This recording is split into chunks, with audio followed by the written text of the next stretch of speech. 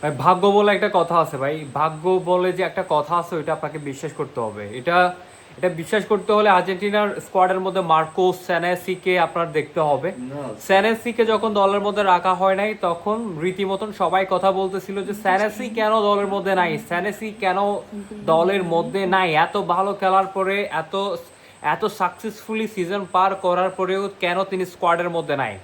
আর্জেন্টিনার যতগুলো ফুটবলারকে দলের বাহিরে রাখা হয়েছে তার থেকে সব থেকে নির্ভরযোগ্য একটা ফুটবলার সেটা হচ্ছে মার্কো স্যানেসি।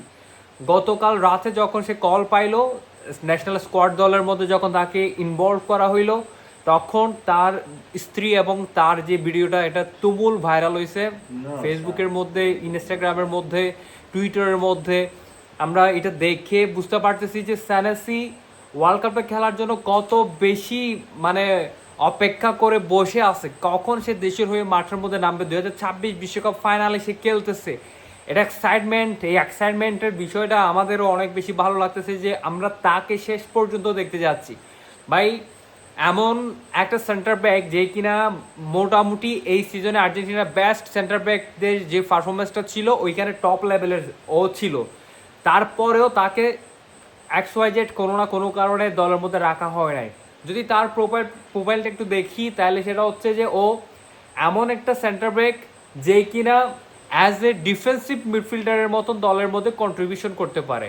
পাসিং অ্যাকুরেসি এত নিখুঁত, এরপর চান্স ক্রিয়েট অ্যাবিলিটি এত নিখুঁত, এরিয়ালে বল যখন ও করে ডিফেন্স করে ওইখানেও মোটামুটি ব্যালেন্স।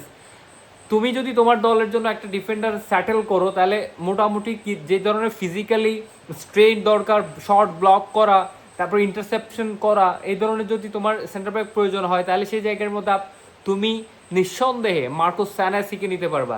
মার্কোস স্যানেসি লম্বা চৌড়া, যথেষ্ট লম্বা চৌড়াও আছে, এরপরে পাসিং, এরপরে চান্স ক্রিয়েটিংয়ের যে অ্যাবিলিটি, ওই অ্যাবিলিটি কিন্তু তাকে বাকি ডিফেন্ডার থেকে আলাদা করে রাখছে। সে এখন টটনহাম হর্স পাওয়ারের মধ্যে খেলতে যাচ্ছে, আগামী সিজন আমরা তাকে টটনহামের মধ্যে দেখতে যাচ্ছি ভাই। এখন ন্যাশনাল লেভেলে যখন খেলতেছে দলের হয়ে, যখন ওয়ার্ল্ড কাপটা খেলতে নামতেছে, তাহলে তার জন্য এই ওয়ার্ল্ড কাপটা স্পেশাল। আমি অনেক খুশি, অনেক খুশি ও যখন এখন খেলতেছে দেশের হয়ে, যখন চান্সটা পাইছে। কালকে নিউজটা দেখার পরে ফুটবলের যখন বিশ্বকাপে ঠিক আগ মুহূর্তে দলের মধ্যে যখন চান্সটা পাইছে ভাই, এটা মানে রিয়াল মাদ্রিদ, বার্সেলোনার, তারপরে এই যে তারপরে আপনার আটলেটিকো মাদ্রিদ, বায়ার্ন মিউনিখে যে ট্রান্সফার নিউজ যেগুলো আছে এগুলাকে এখন ধামাচাপা ফালা দিয়েছে মার্কোস স্যানেসি ন্যাশনাল টিমের মধ্যে আসতেছে, এইটা দেখে আমারও অনেক ভালো লাগতেছে ভাই। দেখা যাক সামনে কি হয়, যে ও ওয়ার্ল্ড কাপের মধ্যে কিরকম পারফরমেন্সটা করতে পারে।